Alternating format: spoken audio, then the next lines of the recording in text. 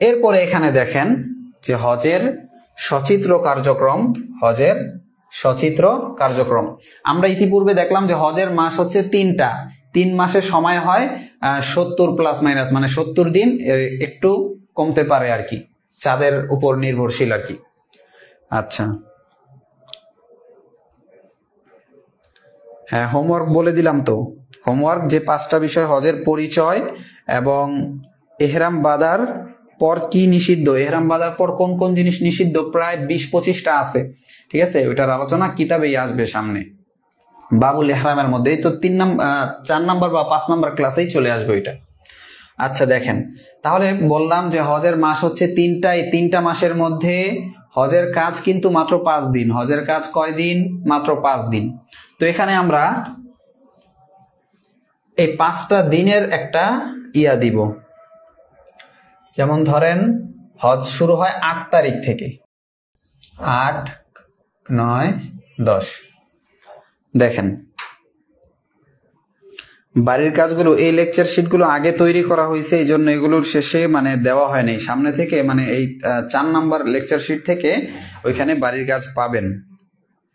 আচ্ছা, 1 নাম্বার কাজ, হজের সচিত্র কার্যক্রমের 1 নাম্বার কাজ হলো মিকাত থেকে এহরাম বাঁধা। এই যে এহরাম বাঁধার পুরুষের নিয়ম, এহরামটা বাঁধতে হবে, ইয়াটা তো লুঙ্গির মতো করে পরবে, লুঙ্গিটা লুঙ্গির মতো করে পরবে, আর যে চাদরটা থাকবে চাদরটা সবসময় গায়ে জড়ায় রাখবে, শীতকালে আমরা যেভাবে চাদর পরি এইভাবে। আর যখন তোয়াফ করবে, কাবা ঘরের চারপাশে যখন তোয়াফ করবে, তখন এই যে এই সিস্টেমে কাপড়টা পরবে। এই সিস্টেমটা কি, যে বাম হাতের ডান হাতটা খোলা থাকবে, এই ডান বগল এবং হাতটা খোলা থাকবে, ডান হাতের নিচ দিয়ে কাপড়টা এভাবে দিয়ে দিবে। এই যে এখানে দেওয়া আছে চিত্র, এবং আপনাদের চিত্র এইটার পিডিএফ আপনাদেরকে দিয়ে দেওয়া হবে, সেখানে আরো ভালোভাবে দেখতে পারবেন। তো 1 নাম্বার কাজ হচ্ছে মিকাত থেকে এহরাম বাঁধা। মিকাত থেকে এহরাম বাঁধা, মিকাত কাকে বলে এটা ইতিমধ্যে জানেন। 1 নাম্বার হচ্ছে মিকাত থেকে এহরাম বাঁধবে।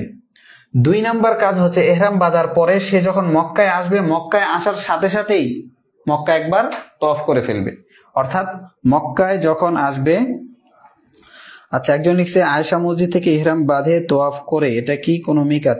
হ্যাঁ, আয়েশা মসজিদে আয়েশা এটা মিকাতের বাহিরে, ওই যে মিকাতের যে ম্যাপ দেখাইলাম না, ওইটা আয়েশা মসজিদ আয়েশাটা মিকাতের বাহিরে, এই জন্য মসজিদ আয়েশা আয়েশা অনেকে কি বলে আপনার ওই ইহরাম বাঁধে। 2 নাম্বার কাজ কি? 2 নাম্বার কাজ হচ্ছে তোয়াফে কুদুম করা, অর্থাৎ মক্কায় পৌঁছার সাথে সাথে মক্কার বাহিরে যারা আছে তারা যখন মক্কায় আসে, আয়েশার সাথে সাথেই কাবা ঘর কি করে, একটা তোয়াফ করে। তো হাজিরা প্রথমে মিকাত থেকে ইহরাম বেঁধে মক্কায় গিয়ে প্রথম কাজটাই কি করবে, তোয়াফে কুদুম করবে। এরপর হচ্ছে 3 নাম্বার কাজ। 3 নাম্বার কাজ হচ্ছে এই যে দেখেন মক্কার পাশে 2টা পাহাড় আছে ছোট ছোট, এগুলো আগে অনেক বড় ছিল কিন্তু এগুলোর কাইটা এখন ছোট বানায় ফেলেছে। একটার নাম সাফা আর একটার নাম মারওয়া। এই সাফা এবং মারওয়ার মধ্যে কি করবে, সাই করবে, অর্থাৎ সাফা থেকে মারওয়ায় আসবে এবং মারওয়া থেকে সাফায় যাবে, এইভাবে 7 বার কি করবে, সাই করবে। এটা হচ্ছে 3 নাম্বার কাজ। এরপরে হজের মূল কাজ শুরু হবে হচ্ছে এরপরে। দেখেন হজের তারিখ কোনটা বলছিলাম, 8, 9, 10। তো 8 তারিখ শুরু করি আমরা, 8 তারিখ থেকে। এটা হচ্ছে প্রথমটা হচ্ছে দিন, এটা হচ্ছে রাত। 8 তারিখে দিনে কি করবে, 8 তারিখ দিন বেলা সে মিনার উদ্দেশ্যে গমন করবে। এই যে মিনায় আসছে, মিনায় আসবে 8 তারিখে মিনায় গমন, এবং 8 তারিখ রাত্রেও, মানে 8 তারিখ পুরাটাই দিন রাত্র সে মিনায় কাটায় দিবে, বুঝে আসছে। 8 তারিখে মিনায় গমন ও সেখানে রাত্রি যাপন, সেখানে মিনায় রাত্রি যাপন করবে।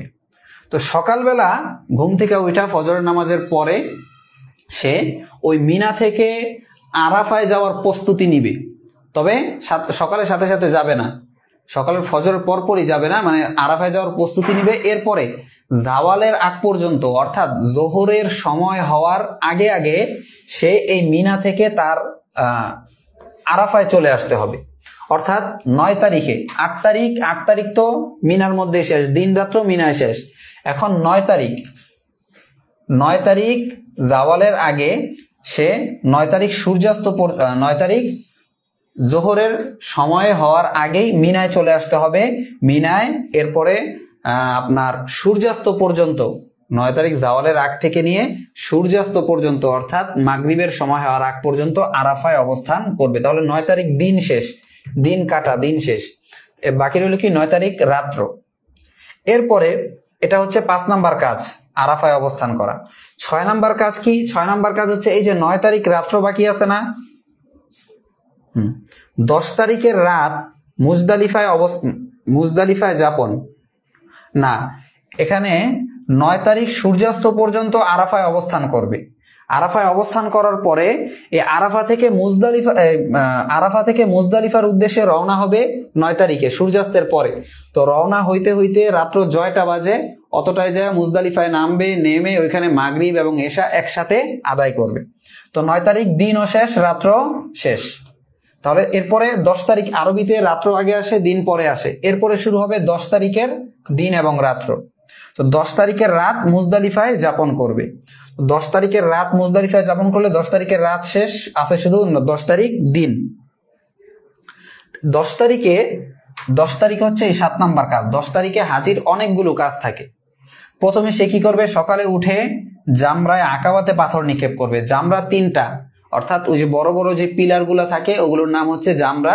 এই জামরা মোট 3টা, একটা হচ্ছে জামরায় সুগরা ছোট জামরা, একটা হচ্ছে জামরায় উস্তা অর্থাৎ মধ্যম, আরেকটা হচ্ছে জামরায় কুবরা অর্থাৎ বড়। এই জামরায় কুবরার আরেক নাম হচ্ছে জামরায় আকাবা। তো 10 তারিখ শুরুতে সকালে উঠা এই জামরায় আকাবার মধ্যে 7টা পাথর নিক্ষেপ করবে। এরপরে 10 তারিখ সকালে কোরবানি করবে। 3 নাম্বারে মাথা মুন্ডন করবে বা চুল কাটবে। 4 নাম্বারে 10 তারিখে তওয়াফে ইফাজা, এই যে হজের মধ্যে একটা তওয়াফ আছে না যেটা ফরজ, তওয়াফে জিয়ারা, এটাই হচ্ছে এই তওয়াফ যেটা 10 তারিখে করতে হয়। বুঝে আসছে? এরপরে 10 তারিখের কাজ শেষ। এরপরে কি করবে? এরপরে 9 নাম্বার কাজ। 9 নাম্বার কাজ হচ্ছে বিদায়ী তওয়াফ। 10 তারিখের পরে 10 তারিখ ছিল 7 নাম্বার কাজ। 8 নাম্বার কাজ হচ্ছে তাশরিক তথা 11, 12, 13 তারিখের রাতগুলো মিনায় যাপন। প্রত্যেক দিন দুপুরের পরে 3 জামরাতে 7টি করে কঙ্কর নিক্ষেপ। এই যে দেখেন এখানে 3টা জামরা আছে। হজের মধ্যে পাথর মারতে হয় মোট 70টা, তো জামরায় আকাবার মধ্যে মারছে কয়টা? 7টা। আর এই যে 3টা জামরা, এই 3টা জামরার মধ্যে 11, 12, 13 এই 3 দিনে প্রত্যেক দিন দুপুরের পরে এই 3 জামরাতে 7টা কইরা, 3 7 21টা, মানে এটার মধ্যে 21, এটাতে 21 এবং এটাতে 21, তাহলে 3 21 হয় 63। আর ওইখানে ছিল কয়টা? 7টা। 63 আর 7 হচ্ছে 70টা মোট কঙ্কর নিক্ষেপ করতে হবে। এরপরে সর্বশেষ কাজ হচ্ছে 9 নাম্বার বিদায়ী তওয়াফ, অর্থাৎ এই কাজগুলো যখন শেষ করবে মক্কা ছাড়ার আগে, যখন মক্কা থেকে চলে যাবে তখন সে কি করবে? মক্কা শরীফ কাবা ঘর একবার তাওয়াফ করবে। তো সময় সংক্ষিপ্ততার কারণে আমি অনেক শর্ট করছি। তো আশা করি আপনারা বুঝতে পেরেছেন। একজন জিজ্ঞেস করছে যে জামরা মানে কি? জামরাতুন শব্দের অর্থ হচ্ছে পাথর, বুঝে আসছে? পাথর নিক্ষেপ করা। আচ্ছা, হাসান মাহমুদ জিজ্ঞেস, হাজি সাহেব মিনা চিনে না, তার মানে হাজি সাহেব শুধু মোবাইল টিপছে। ও আচ্ছা, মিনা কি হুজুর? মিনা হচ্ছে একটা জায়গার নাম।